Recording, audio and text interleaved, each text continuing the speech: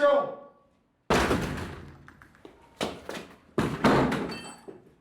Ouais.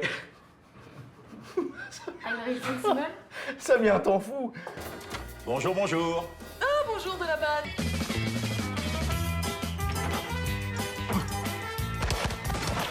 Ne vous inquiétez pas. Mais ça va, Isaac? Ma mère. Ah, vous étiez là? Vous tombez à pic. N'oubliez pas, OSS 117, Rio ne répond plus. Si vous aimez la danse et les Chinois, vous allez vous régaler. Pour ceux qui auraient la mémoire courte ou qui n'auraient pas vu ma vidéo sur OSS 117, le Cairn d'espion, en voici un bref résumé. Je me souviens de cette séance où la salle de cinéma dans laquelle j'étais ne s'autorisait pas à rire. Ils savaient pas du tout ce qu'ils allaient voir, où ils se disaient mais attends, on peut rire tranquillement. Et était partagé entre effets spéciaux volontairement datés, une réalisation pourtant soignée, trop soignée peut-être pour ce genre de comédie. Bref, OSS 117 premier du nom n'avait pas fait l'unanimité sur le moment, pas chez tout le monde, même si pour moi ça avait pris de suite, et il fallait en fait presque un mode d'emploi pour comprendre le film. Les nombreux hommages à Hitchcock, à James Bond contre Dr No, aux réalisations des années 60, de l'éclairage volontairement rétro, aux plans de caméra ultra traditionnels, tout était fait pour que l'on croie à un film d'époque, même s'il était fait de nos jours.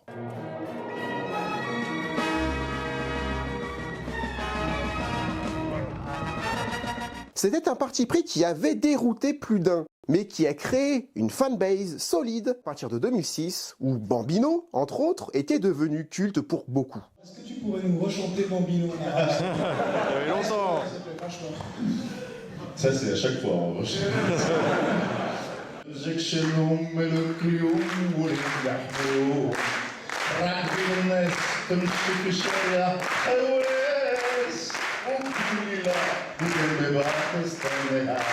Et bien que Jean-François Alain et Michel Hazanavicius avaient prévu de faire au moins 2 films, ils étaient bien entendu dépendants des bons résultats du tout premier, pour mettre en chantier la suite de OSS 117. Bonjour à tous, soyez les bienvenus sur Nienko TV. Aujourd'hui, vous l'aurez compris, on va parler du deuxième volet d'OSS 117. On est parti.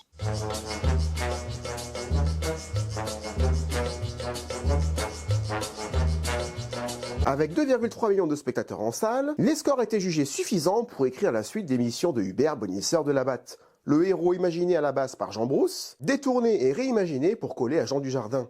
Mais même s'il était prévu d'en faire 2, faire une suite à un film qui avait autant plu, même si ça n'était pas un public très large, et même si ça n'a pas plu instantanément... Il y a 3 ans, quand on est venu ici, présenter OSS, on s'est pris un énorme four. Des gros torpillons.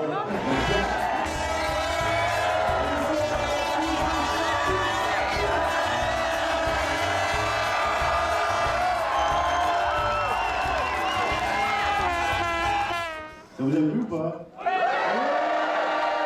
Et ça n'est pas la même chose d'écrire un film où ils étaient particulièrement attendus. C'est donc une pression différente que d'écrire une suite, bien que plus facile d'un côté car il était plus simple d'écrire un scénario basé sur le personnage tel que Jean Dujardin se l'était approprié dans le premier film. François Alain et Michel Hazanavicius avaient en tête le phrasé de Dujardin, comment il réagirait au dialogue, donc écrire ces dialogues pour lui était plus facile que dans le premier. Mais c'est sur le tournage, nous le verrons, que les choses seront moins évidentes. Cette impression de refaire, de remarcher dans les pas d'un film dont chaque réplique était devenue culte très rapidement. Mais il va la fermer sa gueule! On a vu beaucoup de suites sur cette chaîne, en particulier les numéros 2, qui n'avaient pas la même fraîcheur, n'avaient pas la même spontanéité, n'avaient pas la même justesse. Je pense à Camping 2 déjà. Dis-moi, il est où, Polo? Quoi, il est où, Polo? Celui qui me disait des mots d'amour, celui qui me chantait Aznavour sur le pont de Saint-Nazaire. Qui essayait de refaire les mêmes types de dialogues que dans le 1, alors que dans le 1, c'était naturel et spontané. C'est pas facile de reprendre ce qui a marché sans savoir vraiment pourquoi ça a marché. Mais dans cette OSS-là, ils ont quand même trouvé la parade. Michel Hazanavicius l'a dit lors de la promo de ce film, et Dujardin également, mais il n'était pas question de faire une saga à 8 ou 12 films, à la James Bond, mais seulement 2, ou 3 au grand maximum, avec 3 principales sources de quiproquos potentiels et de propos maladroits pour OSS 117. Monsieur Peragent s'était confronté à la religion musulmane et au monde arabe, d'une manière générale dans le tout premier. L'arabe est parlé par des millions de personnes, et son écriture est un art. Hein? Des millions. Pour cette suite, Hazanavicius hésitait entre 2 populations en tête, l'Afrique noire ou les Juifs. Il choisira les Juifs. N'allez pas croire que je n'ai pas confiance par rapport à ce qu'on dit sur les juifs et l'argent, ça n'a rien à voir. Mais surtout, le film ne se passera plus en 55, mais en 67, soit 12 ans après les événements du premier film. Un délai suffisant pour ne pas le considérer comme une suite directe, puisque OSS 117, l'agent, a connu bien d'autres missions entre les deux films. De quoi passer à autre chose, sans lever une forme de pression, s'affranchir du 1, et de ne pas souffrir de la comparaison directe. Pas de retour de Bambino, par exemple, qui aurait été trop attendu. Il fallait casser le premier film, aller plus loin, voire en détruisant presque le personnage. J'aime ce qui se passe. Mais on est d'accord, c'est notre secret, ça reste entre nous,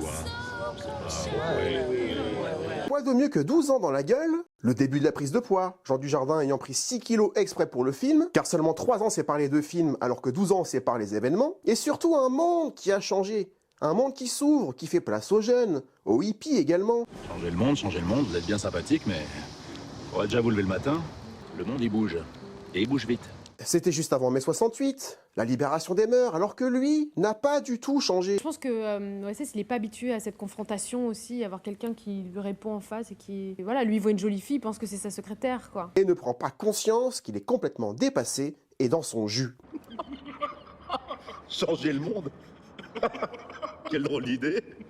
Il est très bien comme ça, le monde, pourquoi changer? 12 ans qui vont donc permettre à Michel Hazanavicius de choisir un cadre différent pour son histoire, au-delà du lieu, Rio, qui est suffisamment exotique et majestueux pour passer derrière l'Égypte, mais surtout utiliser des références différentes. Ouais, des références, ouais, j'en ai. Person on Fire.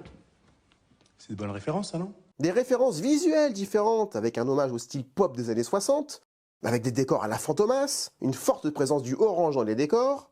Les costumes, les décors seront encore une fois particulièrement soignés. L'éclairage sera encore une fois, comme dans le premier, d'époque, notamment avec les projecteurs utilisés, qui étaient ceux utilisés dans les années 60, ou l'utilisation à profusion de projecteurs de couleur, bien qu'aucun élément de décor ne le justifiait. C'était juste pour le style. Et les plans de caméra, encore une fois comme dans le premier, étaient rigoureusement précis, mais simples.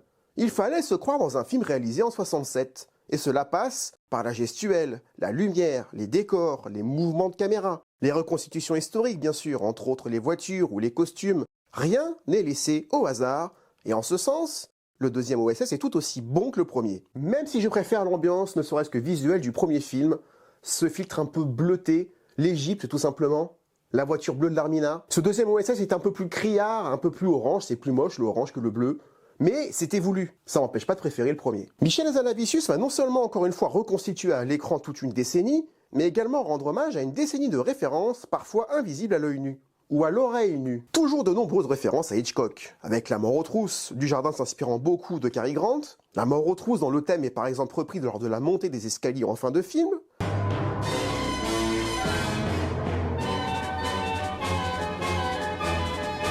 Ou bien un hommage à Grace Kelly, dans La main au collet, quand Dolores conduit la voiture dans la poursuite entre Rio et les chutes d'eau d'Iguazu, à la frontière de l'Argentine, lieu de tournage d'Indiana Jones et le royaume du crâne de cristal, au passage.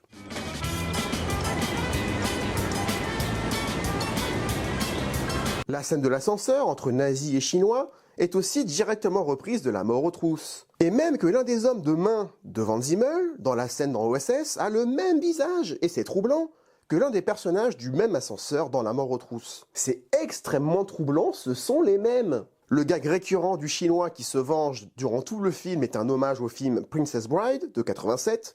On ne bouge plus! T'as tué mon père, tac! Tu vas mourir! You killed my father. Prepare to die. C'est ce que je préfère dans le film, je crois. Le chinois. Plaît-il? Tu vas tuer mon frère, chat! Tu vas mourir! Je suis encore un peu malade. Mais pour le coup, moi qui adore les running gags et les fils rouges, toujours ces Chinois qui sortent du cockpit, qui sortent de l'ascenseur, tout le temps dans le film, c'est génial. Il a tué mon frère dans le taxi. La tirade détournée du nazi qui vante ses qualités est un hommage au Marchand de Venise de Shakespeare, où c'était un juif qui parlait. Si vous nous empoisonnez, les mourants nous pas! Magnifique. Et bien sûr, les références du premier film au Magnifique ou à l'Homme de Rio sont reconduites ici.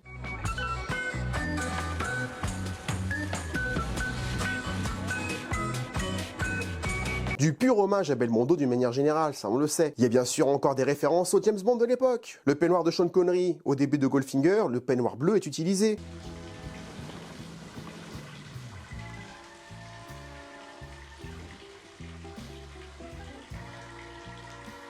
Tout comme le costume de George Lazenby dans Au service secret de Sa Majesté. Sans compter les références à Indiana Jones 2 et à Indiana Jones 3.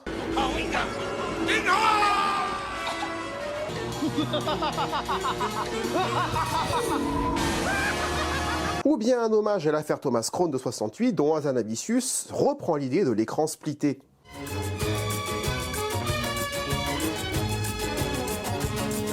Le film en entier est une référence à toute une époque. À se demander même ce qui reste d'Hazanavicius là-dedans. Eh bien, figurez-vous qu'il y a quand même un peu de lui dans ce film. La preuve. Toujours pas de nouvelles de Pico? Ma foi, non.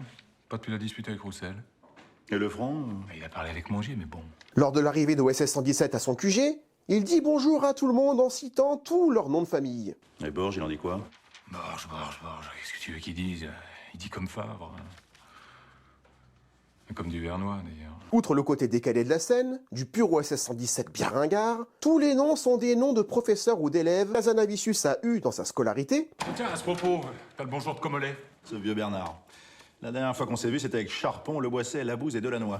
Je crois même qu'il y avait Francard, c'est pour te dire. Ou certains noms sont repris, par exemple des propres voisins de Dujardin, Monsieur et Madame Poulard. Où sont les poulards? J'ai faim! Voyons voir le tournage.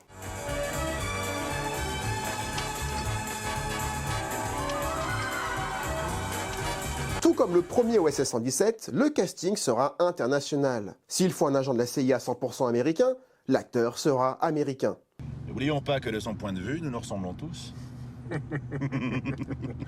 You got a point there, motherfucker. C'est Ken Samuels, le plus français des Américains, acteur que j'aime beaucoup, que j'avais remarqué dans 18 ans après, la suite de 3 hommes d'un coup fin de Colin Serrault. Un film assez oubliable, mais lui, je l'avais pas oublié pour le coup. I think you should all get off the train. Il me saoule avec son train. Je comprends pas ce qu'il me dit. Le Chinois qui joue le premier Vengeur de Monsieur Lee est un Brésilien d'origine chinoise, mais qui ne parle que chinois ou anglais, et qui a réellement dû parler français phonétiquement. C'est mon accent qui vous fait rire? Mais non, pas du tout. Vous êtes raciste? Mais non, mais je vous jure que non. Dans un accent caricatural qui fonctionne pourtant parfaitement. Pour jouer l'un des agents du Mossad, le Mossad, les services secrets israéliens.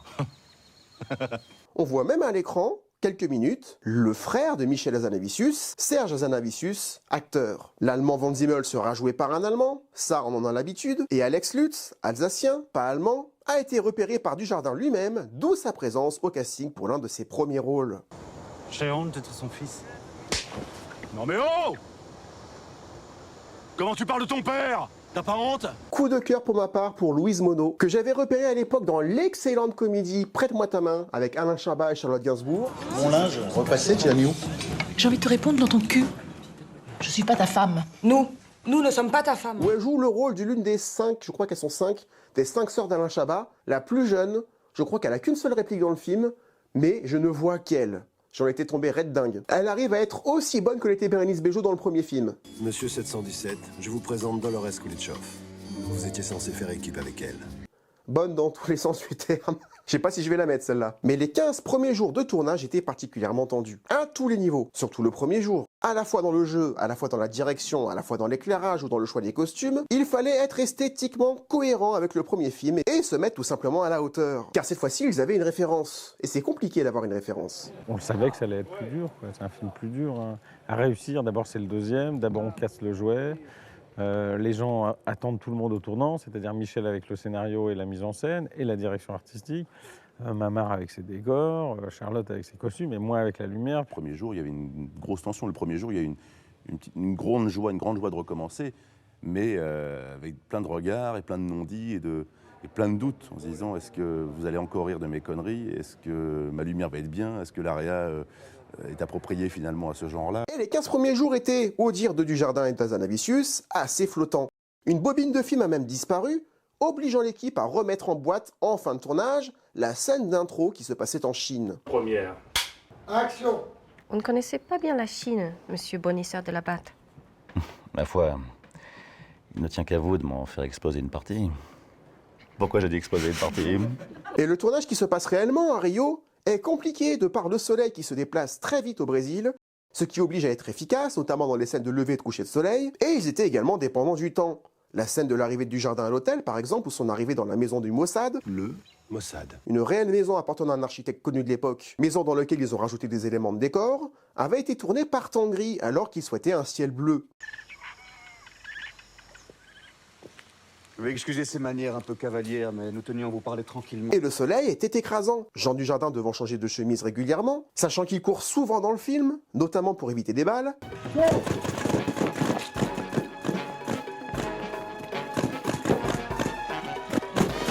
En réalité tiré par des paintballs, dont certaines balles ont réellement touché Jean Dujardin. Regarde. Regarde. Action. Un tournage explosif donc, comme cet avion qui explose vraiment en pleine jungle. Les oreilles de Louise Monod s'en souviennent encore. Dépêchez-vous, les réservoirs sont en feu. L'avion va exploser.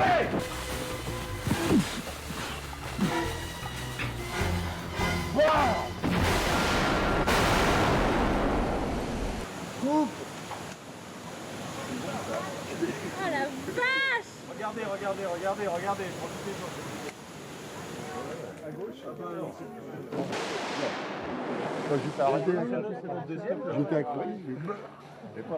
C'est chouette. Le tournage prévoit également, volontairement, beaucoup de séquences de nudité. Ça n'est pas gratuit car c'est un hommage au film des années 60, surtout fin 60, où on voyait beaucoup de poitrines nues ou de personnes nues à l'écran. Ce qui n'est pas évident à gérer sur un plateau, surtout dans la scène de l'amour à plusieurs sous LSD, réalisée sans trucage, bien qu'évidemment, toute l'équipe technique était morte de rire derrière les caméras à regarder les figurants s'enlacer et s'embrasser devant eux.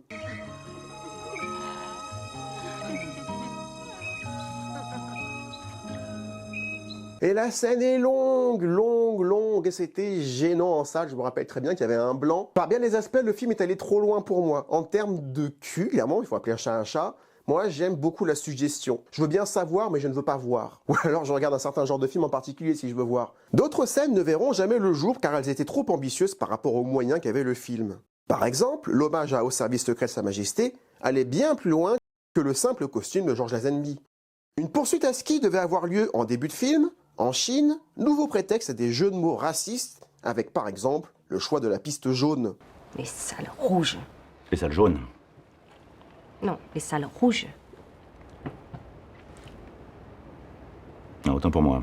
Une scène qui ne sera pas du tout tournée par souci d'économie, car trop cher à produire et pas indispensable au scénario. Du coup, le budget a dû passer dans les effets spéciaux pour les deux oiseaux. Les deux oiseaux qui copulent, c'est plutôt bien fait, mais apparemment ça coûtait assez cher à faire. On voit où est passé le budget. Un autre effet beaucoup moins cher à obtenir cette fois-ci était de faire reculer rapidement Jean Dujardin en arrière-plan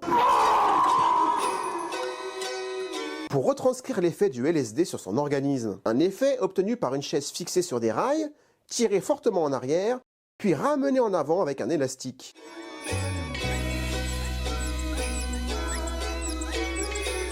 Encore une autre scène qui avait aussi été écrite mais pas tournée, toujours par souci d'économie, se passe dans la jungle où notre personnage arrive en haut d'une falaise, avec Dolores et Heinrich, et il est à nouveau pris de vertige. Ça arrive à plusieurs reprises dans le film d'ailleurs.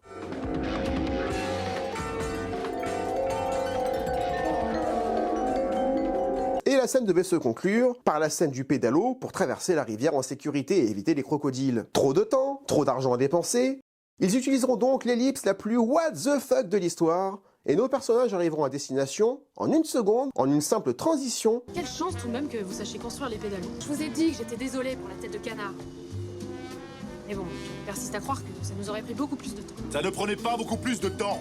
Et afin d'être raccord, la scène où OSS 117 volera les plans de ce fameux pédalo canard en début de film sera ajoutée. Mais ça fait quand même un certain nombre de raccourcis par souci d'économie, je trouve. Alors dans OSS 117 ça passe, parce que l'idée de faire cheap, c'est voulu, surtout dans le 1. Fonce les man, fonce! Mais dans le 2, on voit moins ce côté cheap parce que les effets spéciaux, 12 ans après, étaient quand même mieux qu'à l'époque, donc il y avait moins de prétextes à montrer des effets spéciaux dégueulasses, mais là du coup on ne les montre plus du tout. Il n'y a qu'une seule scène où c'est volontairement mal fait, et encore ça va, c'est dans la scène où l'avion s'écrase en forêt.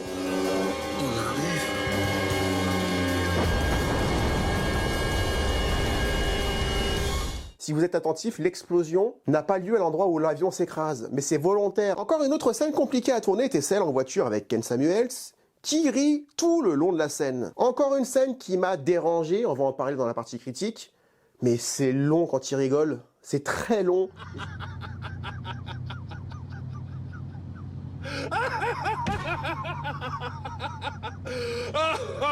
Et c'est voulu, hein. Mais imaginez que le pauvre acteur a dû rire pendant toute une demi-journée comme ça, pour qu'on puisse avoir la bonne prise. Il y a une dizaine d'heures de rush où il rigole comme ça, où ils ont dû choisir qu'une petite partie pour une scène qui dure quand même 1 minute, mais c'est une longue minute.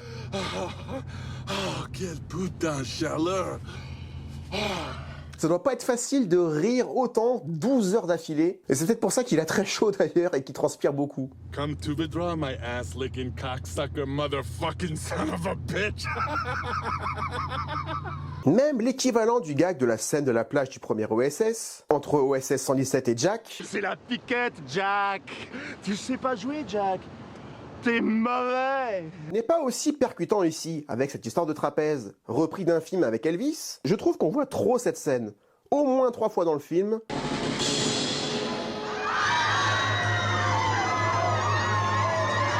Parce qu'il manque peut-être la scène où Dujardin devait avoir le malaise en haut de la falaise. Il manque quelque chose. Je trouve que ça passe un peu à côté.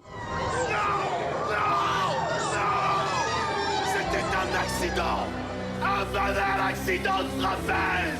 Et pour quelqu'un qui veut pas qu'on compare les films entre eux, mettre ses souvenirs en noir et blanc d'un élément de la vie important d'OSS 117, bah c'est quand même souffrir de la comparaison. Mais du coup, comme je suis en train de vous donner ma critique du film parce que j'arrive pas à me retenir, il est peut-être temps de parler de ce que je pense du film. On est parti.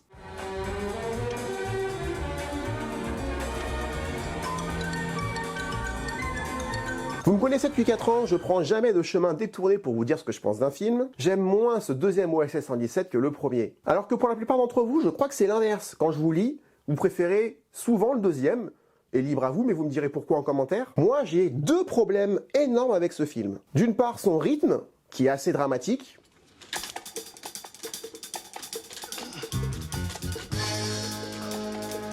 Il y a plein de scènes, de trous d'air qui me sortent du film et je peux jamais y revenir.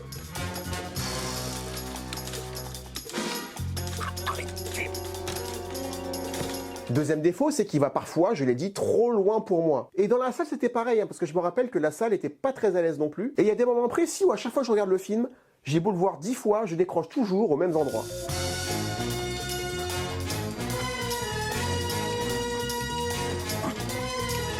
Alors je vais détailler ces 2 points, ils sont très proches, hein. Le rythme et le malaise, c'est à peu près la même chose finalement. Et dès la scène d'intro par exemple, quand OSS 117 abat les Chinois et qu'il descend toutes les Chinoises sur sa route. On a frôlé la catastrophe. Je ne sais comment vous remercier. Dommages collatéraux, hein. Mais je trouve que la scène est gore pour pas grand chose.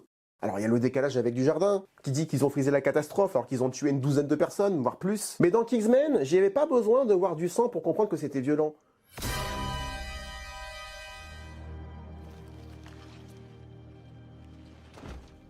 Il y avait volontairement un filtre dans Kingsman que j'aime beaucoup, pour qu'on voit pas de rouge, pour qu'on puisse montrer des gens se faire couper en 2, sans que ce soit dérangeant. J'ai besoin de vitamines, moi. Enfin, Noël, c'est ridicule. Oui, évidemment. C'est moi qui suis ridicule. Là, on assiste vraiment dans tout le film sur le sang et sur le gore. Et je trouve que ça va pas très bien avec le comique, quoique parfois c'est possible, mais là je trouve que ça amène plus du malaise que du rire. Mais ça cuit pas cette connerie là. Mais pourquoi ça cuit pas? En tout cas, en ce qui me concerne, on voit aussi beaucoup de nudité dans OSS 117 numéro 2, et c'est voulu, c'était comme ça à l'époque, mais c'est pas parce que c'est comme ça à l'époque que ça me va. Parce que dans ce domaine, je préfère souvent la suggestion, encore une fois, que de montrer. J'aime ce qui se passe. J'ai pas besoin de voir autant le cul de Jean Dujardin, qu'on voit vraiment beaucoup dans ce film.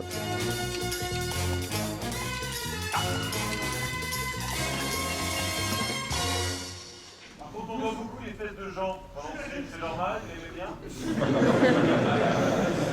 C'est facile le courage là-haut, viens là.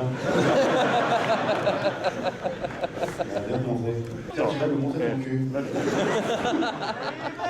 C'était facile, en fait. Comment te dire? Notamment sur la plage avec la partouze, mais aussi dans l'hôpital, dans une scène gênante de poursuite à 2 à l'heure, qui ne prend pas en ce qui me concerne, mais je me rappelle que dans la salle il y avait un blanc aussi, et qui dure sacrément longtemps.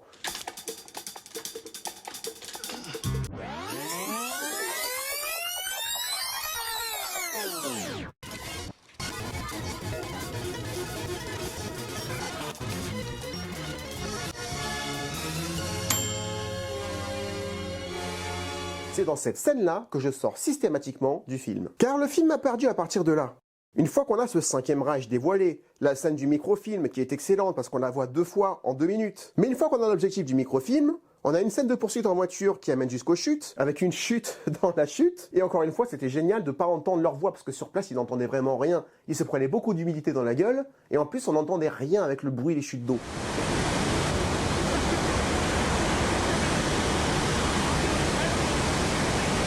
Mais ça ressemble à une scène finale alors que ce n'en est pas une. Ils font une chute vertigineuse, ils s'en trouvent à l'hôpital, poursuite ridicule, puis re-enquête, retour à la CIA, Bill qui change de camp. Oh, dis donc, tu m'as fichu une de ces trouilles, mon vieux. Bill, tu n'es pas bien, qu'est-ce que tu fabriques? Puis duel sur le haut de la statue du Christ à Rio, reconstitué en studio bien sûr à 5 mètres de hauteur tout de même. Même si c'est encore un hommage à un film, cette scène où il essaie de tendre le bras et de remonter l'allemand, eh ben c'est pas parce que c'est un hommage que c'est palpitant. Je trouve que pour une scène de fin, c'est super faiblard. Et en fait, on réalise pas que c'est la scène de fin. On comprend que c'est la scène de fin au moment où Dolores, on ne sait pas pourquoi, embrasse OSS 117. Vraiment quelque chose que je ne m'explique pas avec vous. Ah oui, quoi donc? Ça.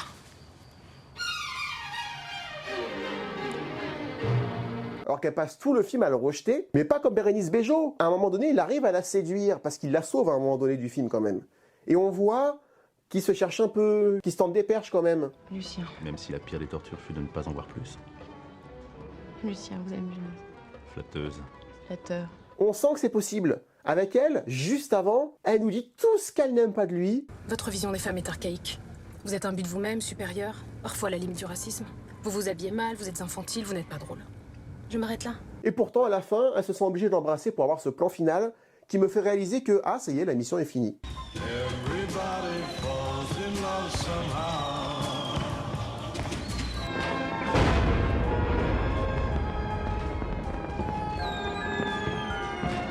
Dans le premier OSS 117, ce qui tenait, c'est qu'on ne savait pas où était Jefferson. Il y avait quand même une enquête où il fallait retrouver son ami. Jack. Bonsoir, Hubert. Tu n'es pas mort? OSS 283 est mort. Mais toi, tu n'es pas mort. Non. Et quand il retrouve son ami, c'est à la fin, dans une scène de révélation où tous les personnages se retrouvent, se confrontent. Tu meurs par où tu as péché. C'est que dès que vous sortez de la cuisine, c'est pour faire le ménage. Ici, je n'ai pas cette confrontation, donc je n'arrive pas à identifier quand est-ce que la fin du film arrive. Je crois que c'est quand ce n'est pas rigolo et que ça ne parle pas de saucisse. Ah d'accord. Ah oui, vous partez tout de suite en fait. Alors que je trouve le film très long. Encore une fois, à partir des chutes d'eau, je décroche. Et je ne sais plus où le film veut m'emmener. Je suis complètement perdu à chaque fois. Alors je suis peut-être trop con, il y a peut-être que moi, hein. Vous me direz en commentaire. La seule chose qui me fait marrer dans le dernier tiers du film, c'est le générique de fin où on développe les photos que OSS 117 a pris durant tout le film, en prenant bien son temps, et les photos sont toutes ratées. Ça et le gag autour de Monsieur Lee, les scènes avec Pierre Bellemare, qui succède à Claude Brosset, malheureusement décédé après le premier film, sont géniales. Pour rencontrer Monsieur Lee, faut mieux une bonne couverture. Mais sinon, que de trous d'air. J'ai pas compris le personnage de Heinrich, ce jeune hippie fils de nazi qui est plutôt attachant, je trouve. Ce trio marche bien. Je t'en prie, mon vieux. Entre nous maintenant, c'est à la vie, à la mort. D'accord. Mais la prochaine fois que tu changes de monde, fais attention aux crocodiles. Et je comprends pas pourquoi, d'un seul coup, il devient nazi avec une espèce d'œil de verre dégueulasse. Est-ce qu'il y avait un plan de faire semblant d'être hippie sur la plage? Imaginez cet accident d'avion, c'est trop perché, pourtant c'est OSS 117, on s'en fout que ce soit crédible ou pas. Non seulement il retourne sa veste et c'est un vrai nazi, mais il se fait descendre juste après, donc en fait il sert à rien ce personnage-là. Désarmez-les et récupérez le microphone. C'est pas moi. C'est qui alors? Alors que pourtant je le trouvais attachant. Quand il est à poil dans la rivière, où il était vraiment à poil et tout le monde en a profité, tout le monde a tout vu, je trouve ça mignon qui confronte sa vision de la vie avec celle du OSS 117 bien rétro, quoi. Tu vois, Noël, c'est peut-être ça dans un sens. Changer le monde. Donc ça ne va nulle part. Ce personnage ne va nulle part. Et c'est dommage parce que je l'aime bien, il a un bon potentiel, Heinrich. Il y en a beaucoup qui retiennent les boules de Noël, avec un vrai fou rire de Dujardin. Il y a aussi les boules. De Noël? Et d'ailleurs, Dujardin, il en a eu des fous rires dans ce film-là. À force d'être fatigué, il tournait jusqu'à 23h. À un moment donné, il craque. Je connais votre science. Non, arrête là, arrête là. La salope. Oubliant. Dolores, je suis ravi de faire équipe avec vous. Ferme les yeux. Ferme les yeux, ferme les yeux. Ferme les yeux. Dolores, je suis ravi. Attends. Regarde-moi. Ah, putain. Regarde-moi. Ce qui va, c'est que je suis là. Oh mon Dieu. Oh non! Pauvre conne. Et tu toucheras tous les boutons qui sont en haut, là, les trois. Ceux-là? Ouais, tous ceux qui sont en haut. D'accord. Action! Ça va, Hubert? Ça va, oui. On fait rire, pauvre. Ça va bof. Ça va bof, ça va bof, ça va pas, ça va bof. Mais ça va, Hubert? Il me semble qu'on se scratch, non? Ça va bof. L'avion perd de l'altitude. On fonce sur les arbres et je n'aurai pas assez de temps pour sortir les trains d'atterrissage, bordel de Dieu. Mais y a quoi qui va? Ce qui va. Y a rien qui va, regarde. Oh, puis merde, on s'en fout, allez. Mais j'ai jamais trouvé très drôle l'histoire des boules Noël. Alors que c'est un des extraits qui revient le plus sur YouTube. Hein. Tu regardes OSS 117, c'est ça qui revient.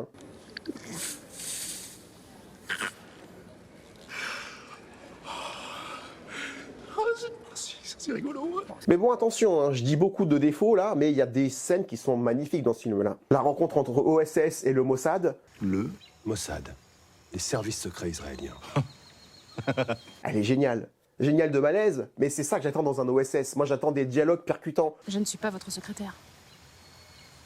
Vous êtes la secrétaire de qui, alors? C'est ça que j'aime. C'est ces blancs et Dujardin qui se rend compte de ce qu'il dit et qui essaie de se rattraper, mais qui s'enfonce de plus en plus.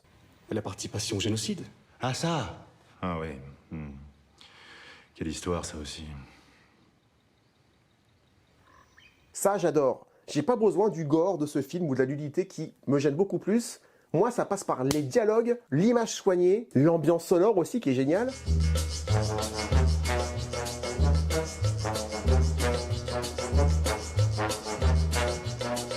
Mais ces ajouts du gore et du nu ne me vont pas. Mais c'est peut-être personnel, encore une fois, vous me direz vous ce que vous en avez pensé. La baffe sur la plage, comment tu parles de ton père. Toute la relation entre Dolores et OSS 117 dans Rio est géniale. Et l'idée est que nous travaillions ensemble, d'égal à égal.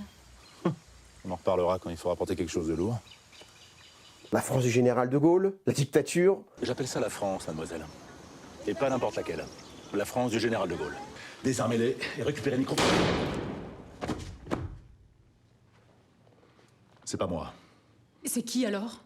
Tout ça, et ça s'enchaîne, ces 20 minutes-là sont au moins aussi bonnes, voire plus, que ce qu'il y avait dans le premier film. Attendez, c'est lesquels les Chinois qui étaient alliés aux nazis?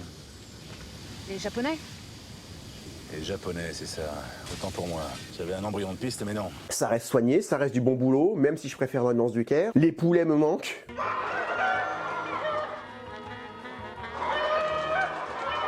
La sguette me manque. Le premier film est plus abouti, plus complet et ne faiblit pas. C'est tout simple, hein. Pour moi, le OSS 117 numéro 1, c'est du 16 sur 20. Le Rio ne répond plus. Si je devais lui mettre une note, je lui mettrais un 11-12. Et j'en dirais autant du troisième OSS, qui est une autre affaire, dont on parlera un jour, où je peux déjà vous dire que je lui mets un 8. Parce que pour moi, le troisième OSS 117, il est vide. Il n'y a plus rien. Il n'y a plus les Anavicius, c'est ça la différence. Mais tout ça pour vous dire que la trilogie OSS 117, pour moi, c'est pas une référence. Le premier film en est une. La trilogie en elle-même, pour moi, on se casse la gueule un peu plus à chaque film. Et heureusement, je pense qu'il n'y en aura pas d'autres. En tout cas, c'est tout ce que j'ai envie de dire sur cet OSS, Rio ne répond plus. Un film qui me laisse mitigé, que j'ai été voir quand même avec plaisir parce que j'étais fan de l'idée, je suis fan du potentiel de ce deuxième film, mais pour moi, ça ne va pas au bout. Il y a un problème de rythme, il y a un problème de timing, il y a un problème de goût. C'est pas à mon goût, mais c'est peut-être vraiment personnel, donc encore une fois, n'hésitez pas à dire en commentaire ce que vous en avez pensé, pourquoi vous le préférez au premier, pourquoi vous l'aimez moins que le premier. Lâchez-vous, balancez les répliques qui vous viennent, il y en a beaucoup, et s'il n'y en a aucune qui vous vient à l'esprit, vous avez juste à dire Bijou, Coco, c'est non. Et ça ira très bien. On se retrouve la prochaine fois pour parler de Taxi 5, un film que j'adore défendre. Je sens que je vais me sentir tout seul cette fois-ci. Parce que quand je lis des commentaires qui disent que Taxi 4 est beaucoup mieux que le 5, je me dis des fois que je devrais piquer la formule de Durandal. Pourquoi j'ai raison et vous avez tort? Parce que dire que Taxi 4 est mieux que le 5 alors que dans le 4 il n'y a pas le taxi, c'est être de mauvaise foi. Mais on en parle la semaine prochaine. D'ici là, comme je le dis à chaque fois, prenez soin de vous. Ciao. Vous êtes bien sympathique, mais faudrait déjà changer de gueule.